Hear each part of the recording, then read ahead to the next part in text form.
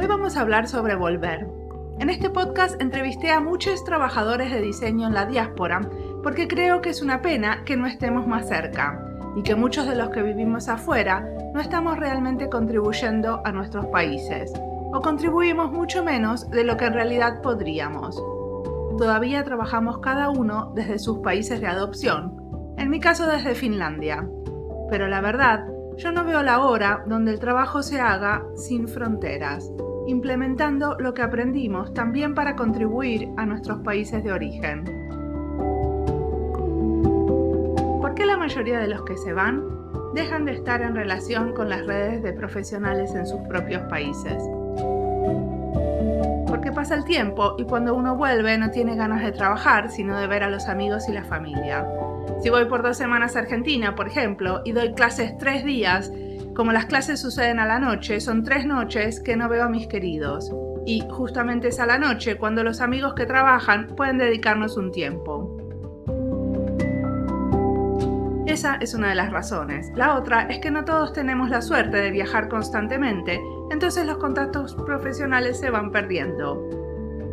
Incluso hay estudios académicos que cuentan que cuando un inmigrante pasa más tiempo fuera de su país, va perdiendo la red de colegas en su país de origen. Algunos países están interesados en recuperar a su gente, y de esto vamos a hablar en este episodio.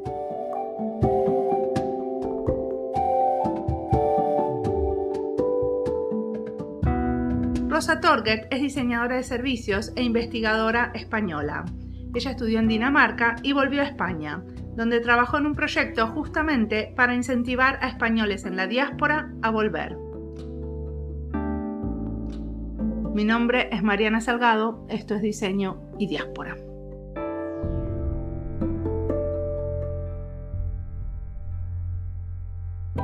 Yo soy Rosa Torget, soy diseñadora de servicios e investigadora.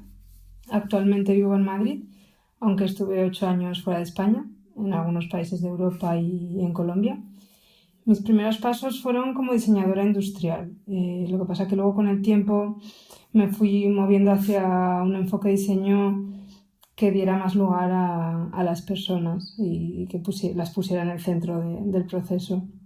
Y para hacer eso lo que hice fue hacer un máster en Dinamarca, en la Denmark University, y era un programa sobre innovación participativa. Y bueno, ahí aprendí muchísimo y ya como que incorporé a mi ADN de diseñadora, por así decirlo, el hacer investigación antes de coger el lápiz para proponer cualquier solución de diseño. Y después de eso estuve 3 años en una agencia de investigación en Berlín y empecé ya a trabajar mucho más de cerca con profesionales de las ciencias sociales y aprendí pues ya mucho más de fondo cómo llevar a cabo proyectos de investigación de más peso. O sea que era una agencia de investigación en Berlín que no era un estudio de diseño. Exacto, era la típica agencia de estudios de mercado. Lo que pasa es que tenían un enfoque muy cualitativo, como muy de artesano, de hacer una investigación muy cualitativa, muy cuidada, y entonces aprendí con ellos pues, también cómo hacen todo el proceso de análisis. La verdad es que fue como una experiencia muy, muy enriquecedora en ese sentido.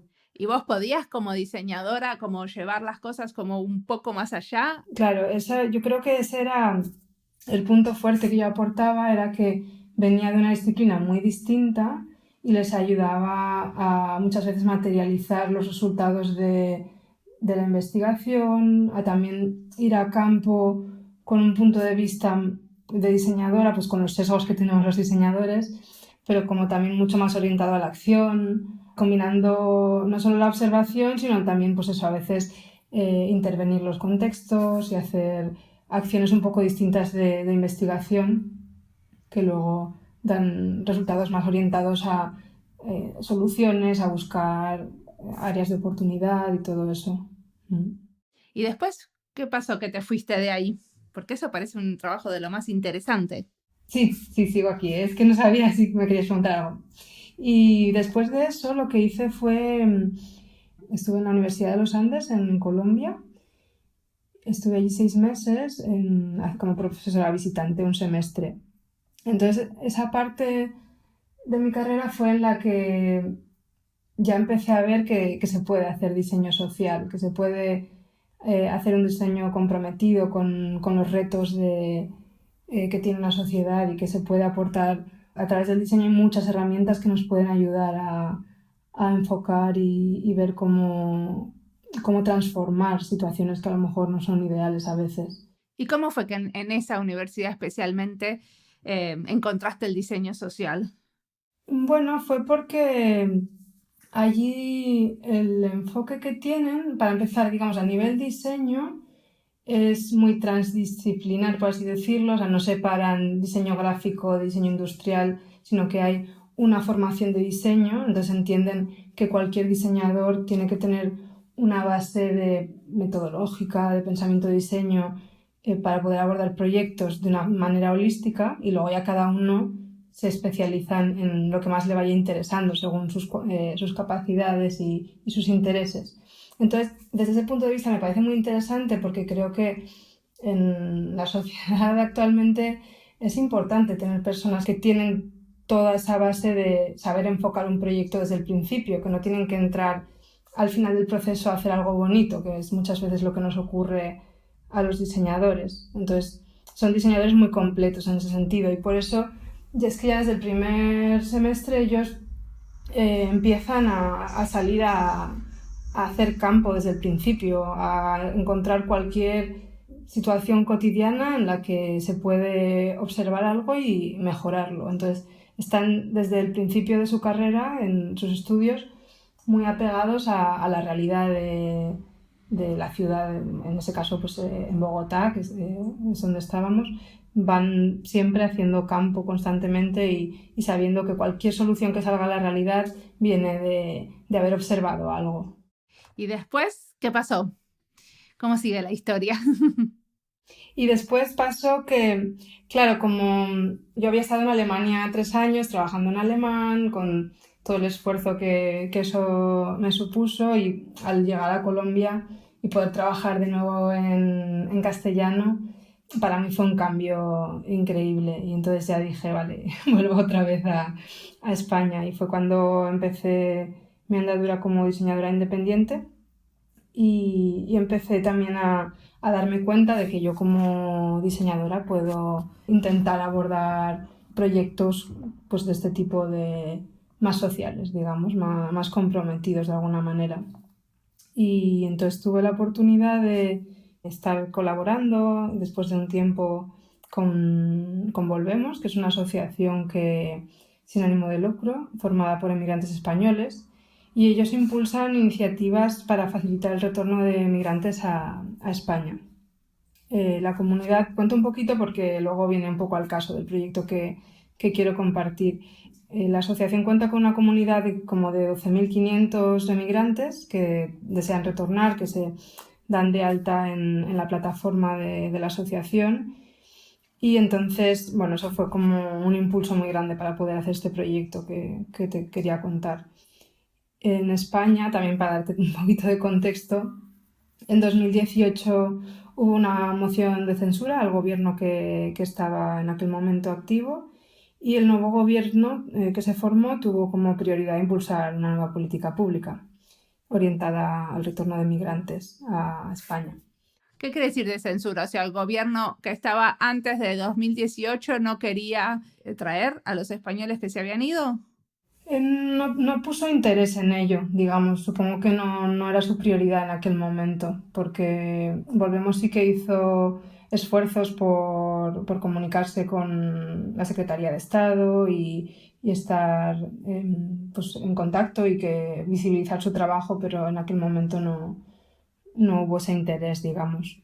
¿Y por qué está bueno traer a los españoles que se fueron? Desde nuestro punto de vista, bueno, es que en el equipo de Volvemos todas las personas son retornadas, y entonces hay como mucha sensibilidad, ¿no?, por lo que se puede traer de vuelta. Es toda la experiencia que supone el haber emigrado, haberse adaptado y regresar con pues, la experiencia personal y profesional que cada persona ha tenido. y lo que vemos es que cuando esas personas luego se integran aquí a la vuelta, aportan un montón de valor en formas diferentes de trabajar a las empresas, que se adaptan muchísimo, traen pues, toda la parte más multicultural de poder trabajar con personas diferentes, en entornos diversos. Entonces hay como muchos factores que afectan a que traen cambios positivos a nuestro país cuando vuelven, o cuando volvemos, porque yo también volví en su momento. ¿Y ustedes quieren que vuelvan todos o tienen un especial grupo que están interesados en hacer volver? Porque, por ejemplo, el gobierno de Argentina tiene un plan que se llama Raíces, donde intenta hacer volver a los académicos y que haya como más contacto entre los académicos, o sea, los que hicimos doctorados afuera y al país, pero no intentan con todos. De hecho, ha habido siempre una pelea, por así decirlo, dialéctica, por el tema de el plan de retorno del talento. Siempre se ha hablado del talento y la perspectiva de Volvemos siempre ha sido quitar la palabra talento porque hay personas, el talento siempre normalmente cuando usamos esa palabra la gente siempre imagina personas muy cualificadas, con muchísima formación, etcétera. Pero hay personas que, te voy a poner el ejemplo de cualquier profesión, que personas que a lo mejor han ido y se han formado en profesiones carpintería, soldadura, que aprenden en Alemania, por ejemplo, hay un montón, y que vuelven a nuestro país y son necesarios en la industria. Y casi ningún plan de retorno se centraría en este tipo de perfiles, pero también los hay muchísimos y aportan muchísimo porque han aprendido formas de trabajar, incluso personas que han trabajado en la hostelería, que saben cómo se trabaja en otros países, que tienen muchos idiomas también. En el plan de retorno en el que nosotros nos involucramos, uno de los principios era ser totalmente abierto en cuanto a los perfiles que entraban. De hecho, bueno, ha sido así desde el principio. Y ya te digo que sí que fue una pelea bastante dialéctrica porque lo que más vende en el país es siempre traerte a los mejores, a los más seleccionados, pero muchas veces los mejores no son fáciles de retornar tampoco. Y España pues también tiene que ser consciente de que nuestro mercado laboral no es sencillo, entonces hay personas que simplemente toman la decisión de volver, quieren hacerlo y entonces un plan de retorno está ahí para ayudarles en ese proceso, en las distintas dificultades que enfrentan. Bueno, pero aparte para mí, más allá de volver, está bueno como darle más oportunidades de interacción a los que estamos en la diáspora, ¿no? También, claro, claro. O sea, no solamente volviendo y trabajando ahí podemos contribuir con nuestros países, ¿no? También podemos hacer muchas cosas desde afuera que pueda ser una manera de contribuir.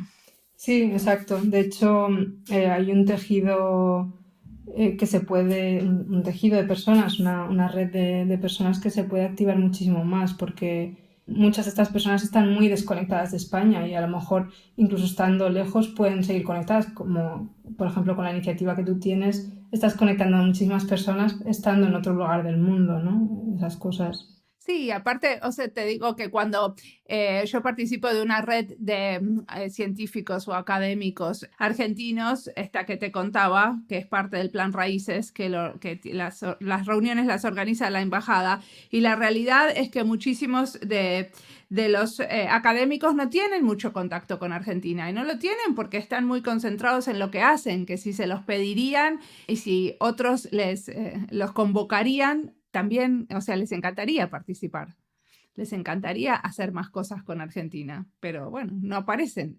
necesariamente esas oportunidades. Bueno, hablemos de lo que hiciste con Volvemos. ¿Cómo definieron los servicios que le dan a esta comunidad? La verdad es que, bueno, llegó este nuevo gobierno y fue muy rápido que les propusimos un proceso para diseñar primero la política pública que el gobierno, digamos, apoyaba, que fue aprobada en marzo de 2019. Y para llegar a aprobar eso, lo que hicimos fue un proceso de investigación que fueron 2 meses súper intensos en los que hicimos pues lo típico, ¿no? Encuestas, entrevistas, talleres en el extranjero. Hicimos, bueno, un montón de cosas involucrando, digamos, a la comunidad de personas que están fuera.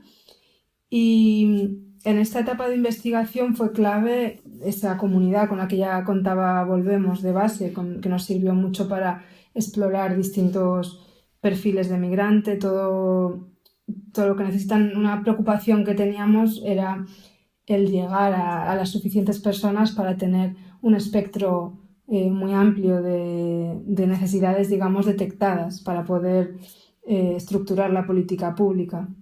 Entonces, pues eso, hicimos ese proceso de investigación y después de eso pasamos a hacer pues todo el análisis y empezar a estructurar la política pública. Y para eso, pues bueno, detectamos como 3 barreras y a partir de ahí empezamos a mapear una serie de medidas que se podían aprobar en ese plan de retorno. Entonces, esas medidas todas responden a alguna de esas 3 barreras principales. Las barreras eran pues a nivel personal, cuestiones como una barrera es el arraigo que supone a las personas estar viviendo en un país un número determinado de años, ¿no? Eso es muy difícil de vencer para retornar. Luego también hay cuestiones más profesionales, como el tema de estoy totalmente desconectado de mi red profesional en España, no sé qué ocurre allí, ni siquiera he estudiado allí, entonces es muy importante conectarles de nuevo y que empiecen a crear su propia red en España. Un poco lo que tú decías, ¿no? El sentir que tienes contactos con los que a lo mejor no vas a trabajar ya, pero vas teniendo relación, vas viendo qué cosas hay y eso poco a poco te va conectando de nuevo con la realidad de tu país. Y en tercer lugar, barreras administrativas, que es cuando ya, digamos, uno toma la decisión de retornar, cómo se lleva eso a cabo, ¿no? Algunos dolores de cabeza los que conlleva todo eso. Y el plan lo que contenía eran 50 medidas, que, pues lo que te decía, cada una de ellas corresponde a una de esas barreras principales que encontramos. Y esas 50 medidas fueron como un poco el compromiso al que el gobierno llegó para llevar a cabo un programa piloto. Entonces se decidió hacer un programa piloto en el que inicialmente se iba a atender a 100 personas, iba a durar unos 6 meses y al final, pues bueno, con la situación de la pandemia que hemos tenido, se alargó hasta junio de este año. O sea, empezó en julio de 2019 y se ha alargado hasta junio de este año. Y en este proceso, pues lo que se pretendía era poner en marcha los servicios más esenciales, por así decirlo, y para poder testarlos, comprobar cómo funcionan con diferentes perfiles de migrantes y a partir de ahí ir viendo qué recursos hacen falta, qué procesos internos son necesarios para facilitar que cada servicio tenga lugar, todas estas cosas, ¿no?, que se hacen desde el diseño de servicios.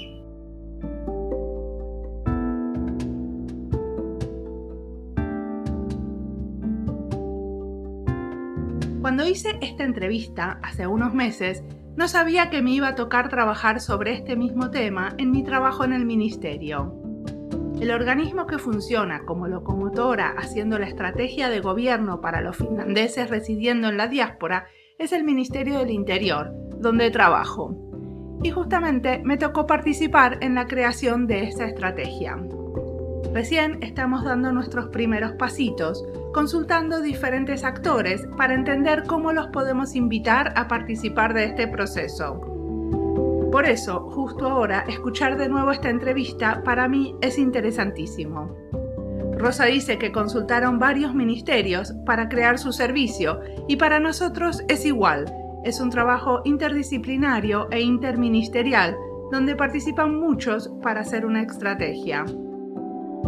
En nuestro caso, la estrategia de gobierno en relación a los finlandeses viviendo en la diáspora no es solo intentar que vuelvan, sino también hacerlos partícipes de lo que pasa en el país.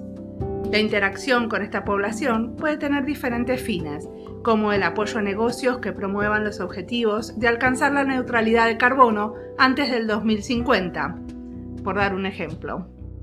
Todavía no sabemos cuáles serían los objetivos de la estrategia y los medios para alcanzarla, pero en general estas estrategias siempre contemplan promover la vuelta de profesionales en la diáspora, especialmente de profesionales especializados, así que tengo mucho que aprender del trabajo de Rosa. Sigamos escuchándola. ¿Cómo es esto de la colaboración entre la ONG y el gobierno? ¿Cómo era? ¿Lo hacían juntos o vos trabajabas para la ONG? ¿Cómo era? Porque bueno, cuando deciden que se hacen estas 50 medidas, ¿quién hace qué?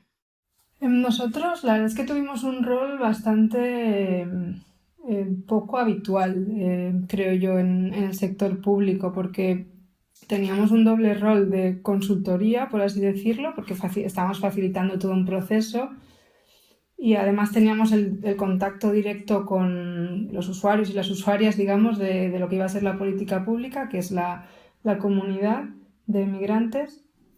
Y a la vez, de alguna manera, también Volvemos tiene un rol de lobby para conseguir que se hagan políticas públicas en favor de las personas que viven fuera de España. Entonces había ahí como una tríada bastante interesante de factores. Lo que ocurrió es que, pues bueno, coincidió que nosotros teníamos el conocimiento para poder facilitar el proceso. Y digamos que también nosotros muchas veces queríamos llegar pues, más allá. Por ejemplo, el plan inicial, tal como estaba diseñado, creo que eran como unas 70 medidas y luego ya pasó a un proceso interno de negociación en el que los distintos ministerios implicados estuvieron internamente pues, asignando presupuestos, decidiendo qué cosas podían ir, qué cosas no podían ir, si había algo que no encajaba. Entonces, ese es un proceso en el que la asociación como tal pues, pierde un poco el control de lo que ocurre y obviamente pues, hay negociaciones ahí de por medio y de alguna manera pues, también tienes que aceptar, ¿no? Que es parte del proceso. ¿Qué ministerios estaban envueltos en esto? Supongo que el Ministerio de Trabajo entre ellos. Nosotros trabajábamos, bueno, es que la estructura ha cambiado del gobierno. Empezamos trabajando con el Ministerio de Trabajo y Seguridad Social. A la vez estaba el Ministerio de Industria, había 10 ministerios involucrados. El de Industria, estaba el de Exteriores, el de Economía, o sea, había un montón, porque claro, en todo esto influyen las empresas que tienen también interés por contratar a este tipo de perfiles, influyen un montón de cosas. Y eso no lo he contado, pero también hicimos un montón de sesiones con los distintos ministerios, también para mapear los recursos internos que ya existen, que se pueden poner al alcance de las personas que están fuera, porque muchas veces no es cuestión de que no haya cosas, es que a lo mejor no están dirigidas a ese colectivo de personas concretas, pero ya hay cosas que se prestan. Por ejemplo, hay un montón de servicios del Ministerio de Industria para emprendedores y hay muchas personas en el exterior que el camino de vuelta que se plantean es emprender. Entonces, un poco poner ciertos recursos ya existentes a disposición de estas personas y ir desvelando todas esas redes que ya existen, ir viéndolas y ir poniéndolas en común, digamos. Y una pregunta, ¿cómo fue que a una ONG como Volvemos se le ocurre contratar un diseñador de servicios? Esto es porque yo conocía a uno de los fundadores, habíamos trabajado juntos en algunos proyectos. Raúl Gil, y él es experto en políticas públicas y entonces él lleva toda la vida haciendo políticas públicas y se daba cuenta de que lo hacía un poco de forma intuitiva, pero no tenía un proceso como muy claro de cómo se podía hacer eso. Entonces yo lo que he visto, sin ser experta en políticas públicas, pero lo que he aprendido de él es que hay muchas cosas en el sector público que se hacen un poco por inercia, pero no hay como procesos muy delimitados, muy claros de vamos a primero hacer una investigación, vamos a preguntar, vamos a analizar antes de decidir qué vamos a hacer. Se aprueba, muchas veces lo que ocurre es que se aprueban decálogos gigantes de una política pública que nunca se lleva a cabo, o solo se lleva un 10% a cabo de lo que se ha propuesto. Entonces era para ellos también una manera de aprender a proponer un proceso como más estructurado que te permita guiar al departamento, pues en concreto con el que nosotros trabajábamos era la Secretaría General de Migraciones. Uno de los resultados que a mí más me llamó la atención de lo que ustedes hicieron es que tuvieron como mucho en cuenta el factor emocional, y una de estas medidas fue proporcionarles como apoyo psicológico a este grupo de gente. ¿Cómo surgió esto? Bueno, esto surge porque Celia Arroyo, que es una de la psicóloga con la que volvemos a colaborar muchísimo, es experta en duelo migratorio, y ella en sus sesiones con la terapia que lleva a cabo con inmigrantes se ha dado cuenta de que hay una necesidad muy grande de atender a las personas que emigran, porque sufrimos, ¿no?, un proceso de evolución de nuestra identidad un poco diferente a las personas pues, que no pasan por este tipo de experiencias. Y entonces hay personas que se pueden sentir muy aisladas, hay personas para las que es muy difícil asumir la distancia que hay con la familia, por ejemplo, y les cuesta avanzar, tomar decisiones, por ejemplo, y avanzar en su vida en el país en el que viven. Hay personas que no quieren comprar un sofá porque piensan que entonces eso supone que se van a quedar ahí para siempre. Entonces, bueno, con Celia hemos hablado muchas veces de este tema y bueno, ya lo tenía muy detectado, y entonces al hablar también, pues hacer sesiones con emigrantes y demás, pues quedó claro que es una necesidad como bastante latente. Y en el proceso de investigación, Celia vino con su equipo a Londres, porque estuvimos haciendo allí un encuentro en abierto con muchos emigrantes, hacíamos talleres y demás, y ella vino, hizo un taller de apoyo psicológico a un grupo, creo que eran como unas 10 personas.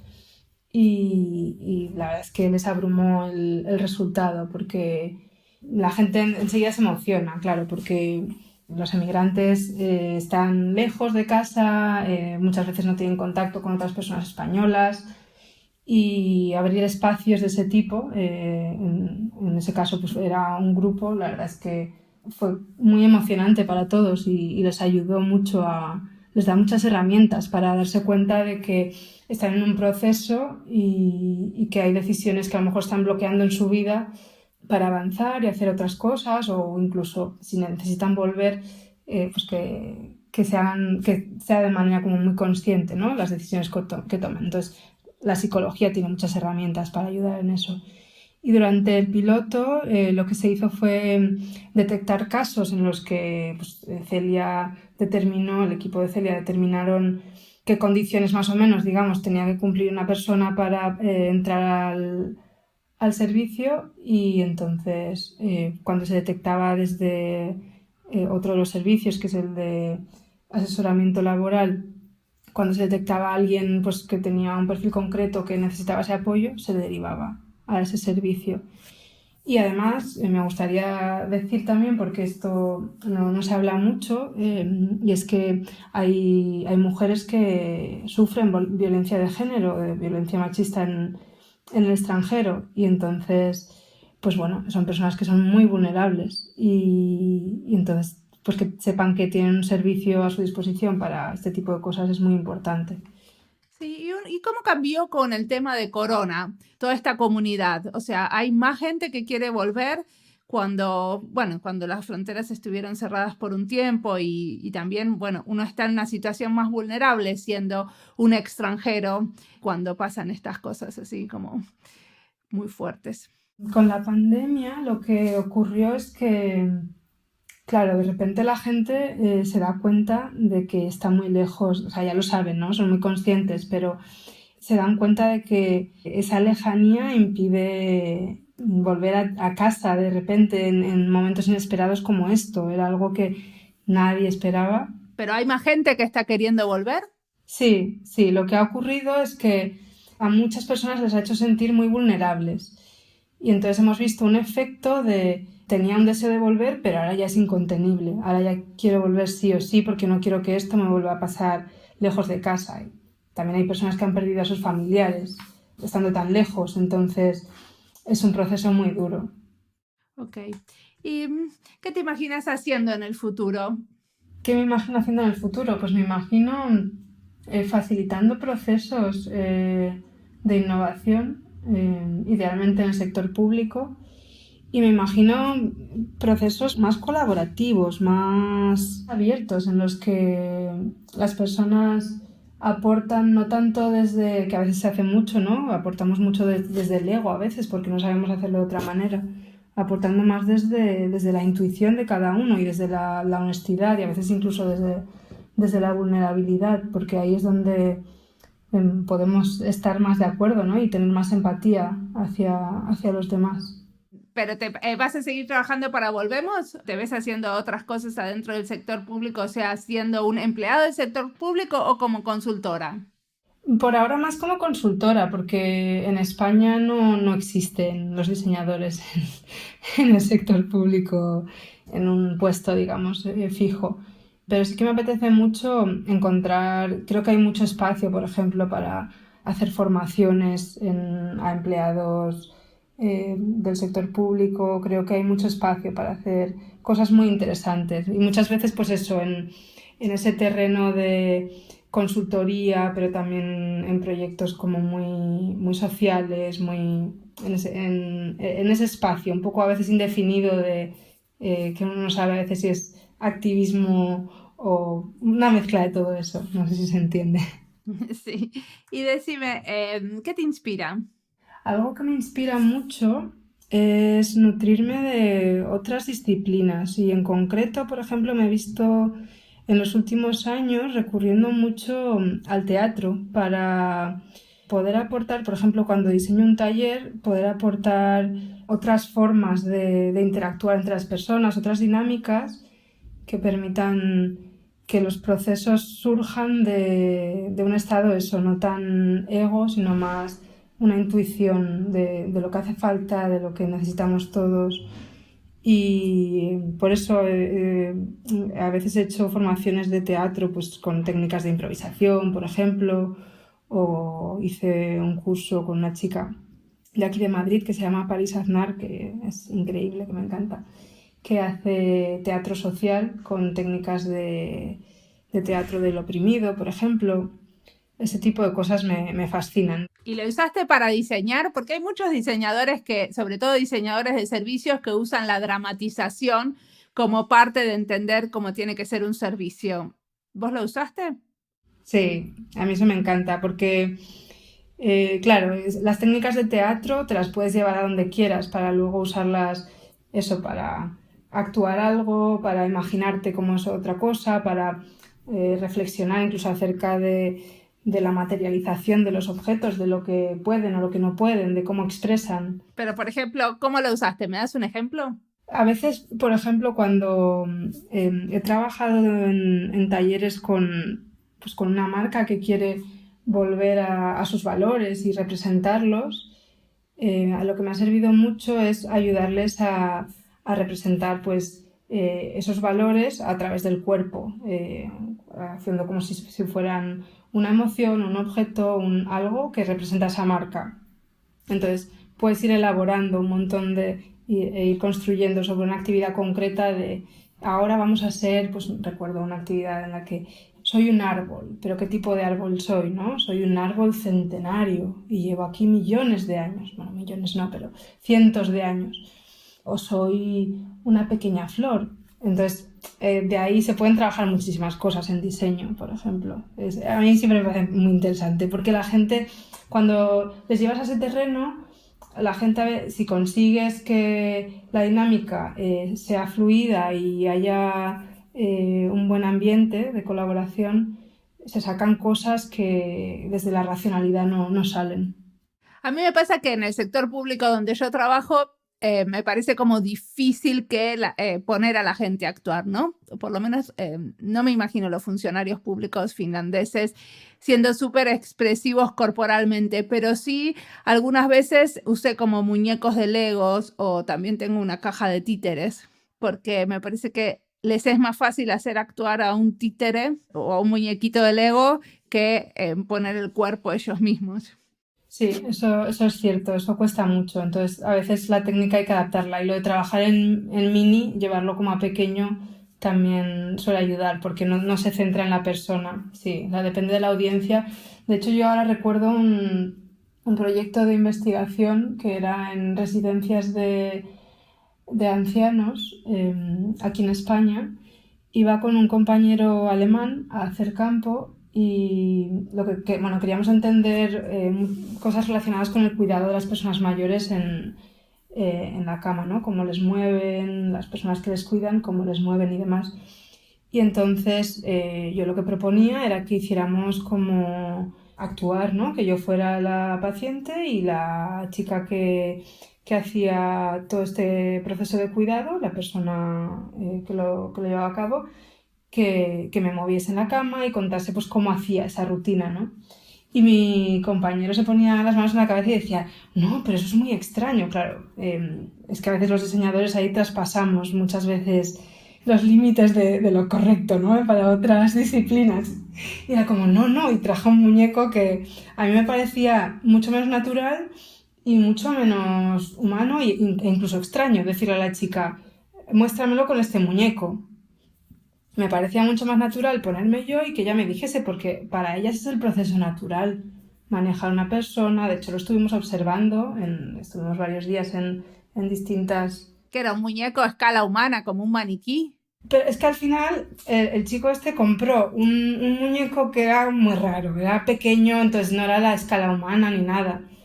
Y me parecía realmente mucho más humano hacerlo nosotros. Y sí, lo hicimos nosotros y funcionó muy bien porque... Sí, porque aparte, bueno, hay una cuestión de la proporción, ¿no? O sea, uno puede, el peso. Claro, exacto. Para mí era muy extraño lo del muñeco. Dije, no, por favor, no me hagas esto. ¿Y al final qué terminaron siendo? Y sí, lo hicimos. Hicimos en la residencia. ¿Con vos? O sea, lo hacía yo. Entonces, la persona que hacía la residencia, que era la auxiliar que se ocupaba del cuidado de las personas mayores, pues había un ratito que nos apartábamos y nos íbamos a una habitación vacía y le pedíamos que nos enseñase cómo lo hacía. Entonces, pues yo me tumbaba en la cama y ella me enseñaba, nos enseñaba cómo tiraba del cuerpo para levantarlo, cómo le sentaba, Y para nosotros era muy importante entender al nivel muy de detalle ciertas interacciones con la persona, porque era un proyecto de higiene, de productos de higiene en esos contextos. Entonces, imagínate a qué nivel tienes que llegar de tener esa conversación con la persona que lo hace en el día a día. Claro. Y aparte, ¿hay algo que estés leyendo y escuchando que te inspire especialmente, que le quieras contar a la audiencia? Pues ahora mismo, la verdad es que estoy intentando hacer un poco de detox de mundo diseño, aunque suene mal decirlo. Estoy intentando nutrirme de otras cosas y como ahora ha sido verano también, pues me he leído un libro que no tiene nada que ver. Leí, ¿cómo se llama? La tienda roja. ¿Qué es una novela? Sí, es una novela. Cuenta la historia desde el punto de vista de las mujeres en la época de Jacob, y entonces es una historia que transcurre en Egipto y bueno, cuenta un poco cómo las mujeres se relacionaban entre ellas y cómo les condicionaba mucho los hombres, la vida de los hombres, cómo condicionaba a la de las mujeres, ¿no? Y cómo vivían un poco alrededor de lo que ellos necesitaban, pero también cómo surge mucho la sororidad entre ellas, el apoyo. Entonces, no sé, me ha parecido muy inspirador. Bueno, te agradezco muchísimo la entrevista.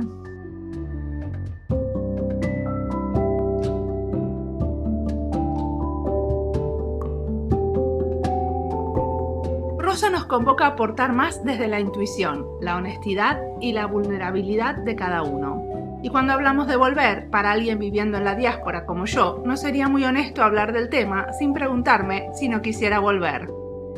Yo creo que la decisión de quedarse en la diáspora, una la toma todos los días, porque siempre está la posibilidad de volver.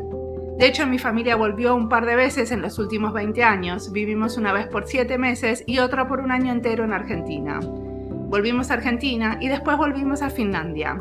Y este ir y venir fue muy importante para mi familia porque renovó amistades, vecinos y colegas. Para mí, hacer este podcast es una manera de volver, porque es una manera de estar en contacto permanente con una región y unas lenguas cercanas, con esto de hablar castellano y escuchar a veces portugués. Vuelvo un ratito, cuando pienso en qué decir al final de cada podcast, por ejemplo, teniendo en mente que les hablo a ustedes, los que están geográficamente lejos, pero a la vez muy cerquita. Con este podcast de diseño y diáspora creo que estoy haciendo volver, metafóricamente, a mucha gente, no solo a mí, porque muchos no sabían que había tantos diseñadores en la diáspora haciendo un trabajo tan interesante y muchas veces se nos tiene en cuenta para el crecimiento y desarrollo regional. Pocas veces nos llaman para colaborar en proyectos de diseño. Sé que algunos colegas que entrevisté los empezaron a llamar para dar clases en sus países. Genial. Ahora que la pandemia nos enseñó que las telecomunicaciones funcionan, vamos a ver cuándo empezamos a colaborar en proyectos de investigación y desarrollo. Trabajar juntos de verdad sería el próximo paso. Como siempre, la música del podcast es de Antonio Zimmerman. El diseño de sonido es de Julián Pereira. Este podcast está publicado con licencias para el bien común con atribución. Esto fue Diseño y Diáspora. Pueden seguirnos en nuestras redes sociales, en Instagram o Twitter, o visitar nuestra página web diseñoydiaspora.org. No olviden de recomendarnos. Nos vemos en la próxima.